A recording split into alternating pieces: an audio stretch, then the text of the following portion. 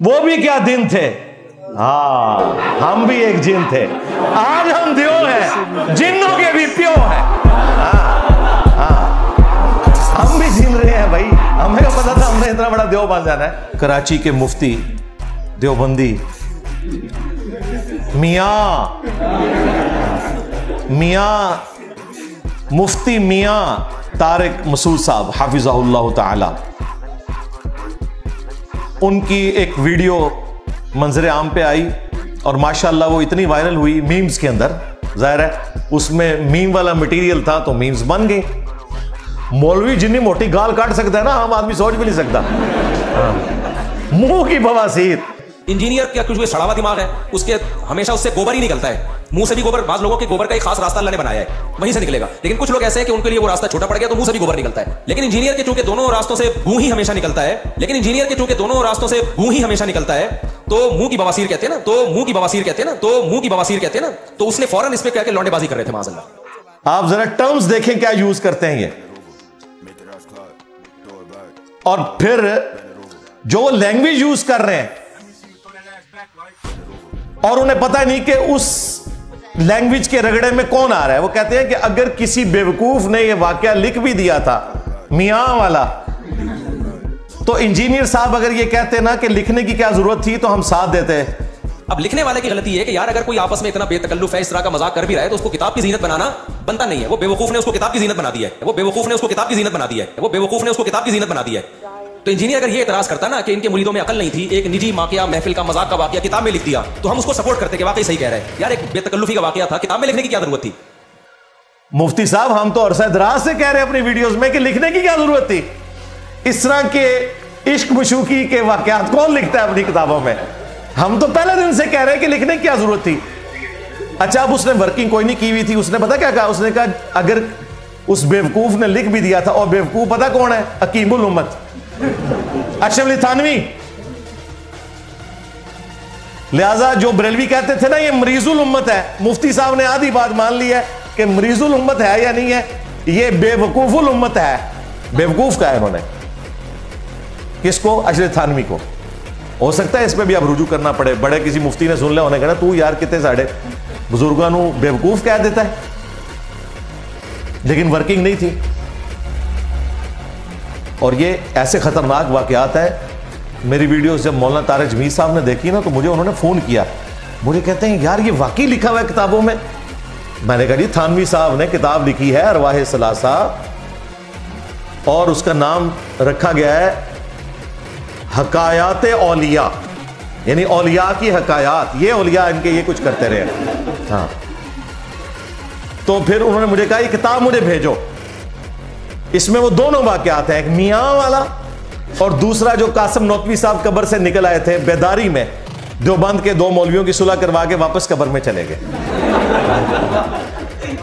मैंने कहा था ये जवाब कभी नहीं दे सकेगा, मैंने इसका पेपर आउट किया था। अब ये कह रहा है वो कब्रों से फैज ये होता है कि जिस तरह हजरत उमर ने ख्वाहिश की थी मैं कब्र रसूल के साथ दफन हूं। ना मुफ्ती साहब ना, मेरे नबी सा है कोई नहीं, तेरे बाबे थे शे कोई नहीं, तो आडे बाबे तो किसी खंगण नहीं देना कि नबी के जैसा है ही कोई नहीं, तेरे बाबे थे शे कोई नहीं।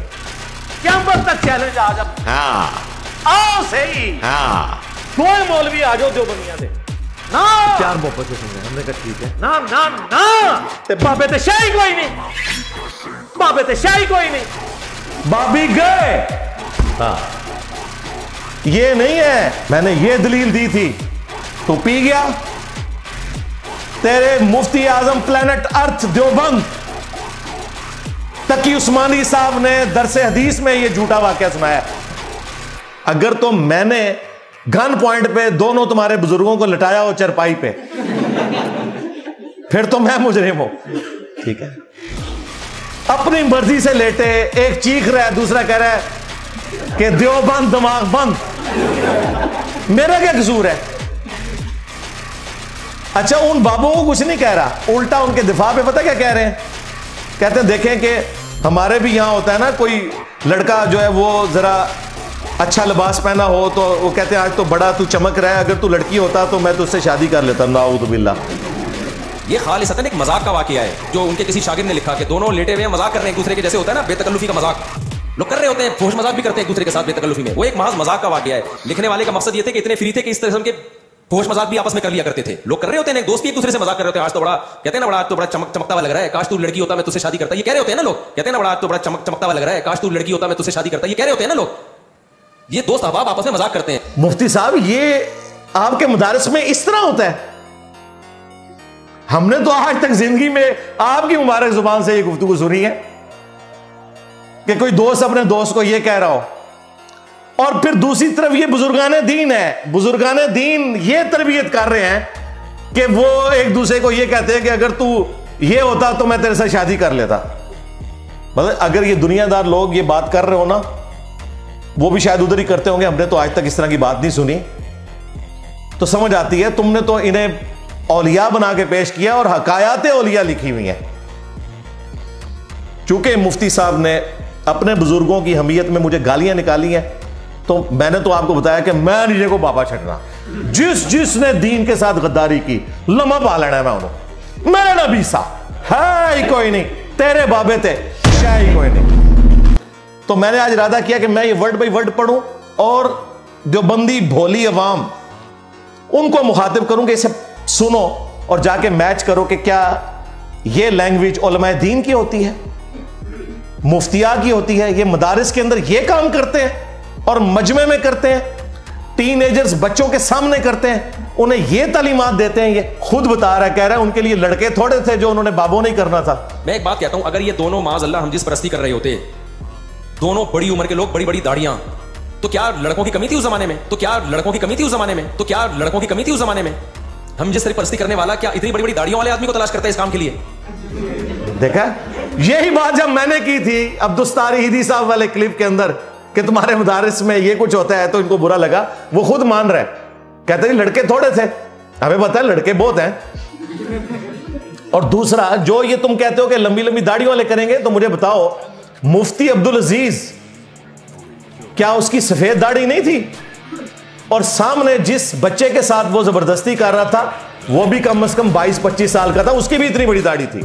लिहाजा मुफ्ती साहब, ये आपका जो इतराज है ना कि दाढ़ियों वाले आपस में नहीं कर सकते, इसकी तो वीडियो निकली हुई है। और वो मुफ्ती अब्दुल अजीज भी खुद देवबंदी है और वीडियो भी खुद उसने बनाई, उस स्टूडेंट ने जिसका इस्तेसाल हो रहा था। ये आपका कहना कि लड़के थोड़े थे, नहीं, मुफ्तियों के लिए ना वो लड़के छोड़ते हैं ना बड़ी उम्र के छोड़ते हैं, लत पड़ी हुई है उनको। और तुम्हारे बाबे तो लटा रहे हैं और दूसरा बाबा चीख मार रहा है कि बस कर। ये दो वाकयात एक जैसे, ये वही है जो तुम्हारे बड़ों ने कहा था कि कारोबार भी तो सूद की तरह है। अल्लाह ने फरमाया कि अल्लाह ताला ने कारोबार को हलाल किया है, सूद को हराम किया है। बदकारी भी तो निकाह की तरह ही है, एक इजाबो कबूल और हक महर का ही फर्क है ना, लेकिन जमीन आसमान का फर्क है। हजरत गंगोई ने हजरत नानोतवी से मोहब्बत आमेज लहजे में फरमाया, मोहब्बत आमेज लहजे में फरमाया, यहां जरा लेट जाओ। ये सारा इसाले सवाब ना मुफ्ती तारिक मसूद साहब को हो रहा है। मैंने आज तक ये कभी वर्ड बाई वर्ड नहीं पढ़ा था, अब मैं पढ़ूंगा ताकि मीम्स बने इनकी मजीद और इनके दिमाग बंद देवबंद खुले। हजरत नानोतवी कुछ शर्मा सा गए, मगर हजरत ने फिर फरमाया तो बहुत अदब के साथ चित लेट गए, चित लेट गए। अच्छा देखे, ये आज तक इनकी काबर परस्ती है। पहले तो शर्मा के जब उन्होंने जोर लगाया, उनका यार अब उस्ताद है, ये कहते हैं ना उस्ताद के सामने आपने बिल्कुल नहीं बोलना, वही वाला सिलसिला पीछे से चल रहा है। चित लेट गए, हजरत भी उसी चारपाई पर लेट गए। ये कमरे में अलहदा से नहीं हो रहा, मजमे में हो रहा है। ये मदरसे के बच्चों को सिखा रहे हैं कि हमारी ये फ्रेगनेस है। इसके बाद बच्चों ने भी तो हजरत की सुन्नत पे अमल करके एक दूसरे को लटाना है ना। ये नहीं ये सोच रहे कि अल्लाह के बंदो, ये इसको तुम फ्रेगनेस कह रहे हो, बच्चों की तरबियत क्या कर रहे हो। हमने अपने बच्चे इन मदारिस में इसलिए दाखिल करवाए हुए हैं कि दो बड़ी उम्र के लोग ये हरकत करें और वो बच्चों को सीने के जरिए फैज पहुंचाने का तरीका बता दें। हाँ, मौलाना की तरफ को करवट लेकर अपना हाथ उनके सीने पर रख दिया जैसा कि कोई आशिक सादिक अपने कल्ब को तस्कीन दिया करता है। इधर जो मैं और क्या कटा मुफ्ती साहब, हाँ अल्लाह दे बंदे,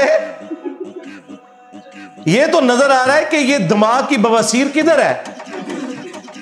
तो मुंह की बवासीर कहते हैं ना, तो मुंह की बवासीर कहते हैं ना। मौलाना हरचंद फरमाते हैं कि मियां क्या कर रहे हो, ये लोग क्या कहेंगे। इसका मतलब यह है कि लोगों के सामने ये हरकत नहीं करनी चाहिए।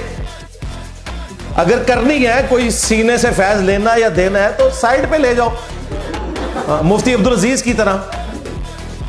और क्या मतलब निकालूं, आप बताएं इसका क्या मतलब है। जाए इंटरनेशनल कोर्ट में ये ले जाए, उन्हें कहे जो कड्डो के कड, उन्होंने तो निकाला है, स्पॉटलाइट फिल्म बनाई हुई है भाई। वेटिकन सिटी के पॉप्स ने जो गलत हरकतें की हैं लड़कों के साथ और वहां की नन्स के साथ, उन्होंने तो वीडियो बना दी है।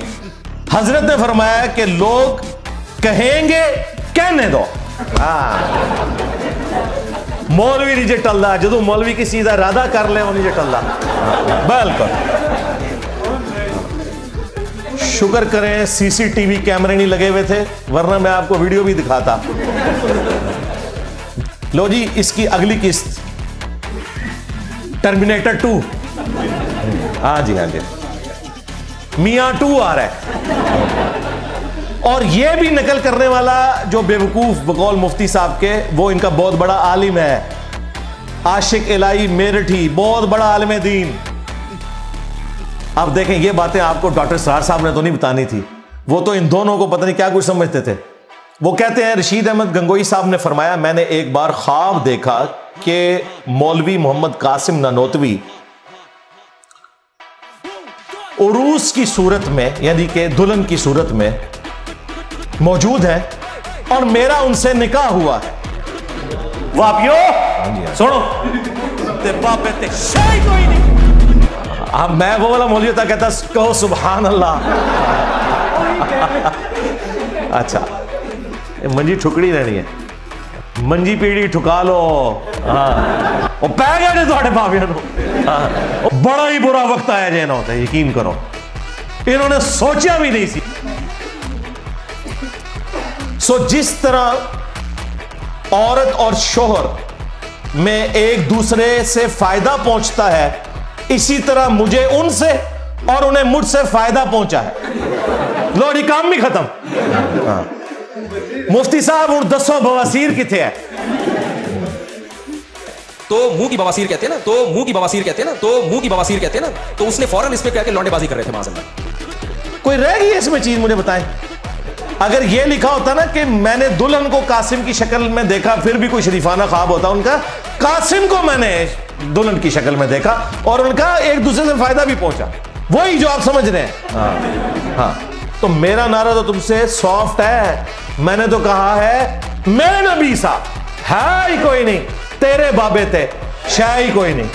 तुम तो कह रहे थे कि सहाबी के घोड़े की कदमों की खाक जैसा है ही कोई नहीं, गौस कुतुब ते अब्दाल शाही कोई नहीं। तुम्हारा नारा तो ज्यादा सख्त है। मैं तो नबी इस्लाम के मुकाबले में ला रहा हूं, तुम तो एक जानवर के घोड़े के कदमों की खाक के बराबर भी नहीं बाबों को समझ रहे। तुमने तो ज्यादा बाबों की तौहीन की हुई है। अगर ये तौहीन है तो करो, लो सामो साबित करता जे मैं। मेरे ख्याल है मुफ्ती साहब के लिए इतनी खुराक काफी है। हाँ, इंशाअल्लाह ताला इससे उनको आराम आ जाएगा और तुम्हारे सामने आ गया। लिहाजा जिन स्टूडेंट्स को कोई वाम था ना कि इसके पास कोई शय है तो ऐसी जे तक ले आ जाए, के निकले आ जाए, बोरे जो बवासीर निकली जाए। हाँ, बकौल इसके। हाँ, कि अल्लाह ताला जो बंदी वाम को समझ दे, और ये जो सर बुलंद दो बंद कहते हैं ना, ये दिमाग बंद, सर बंद दिमाग बंद, इससे बाहर निकले और मुस्लिम हो जाए। हाँ, सीधी सी बात है, फिरकों से बाहर निकले। समझ रहे हैं ना आप। हाँ, तो तेरा क्या बनेगा कालिया ना।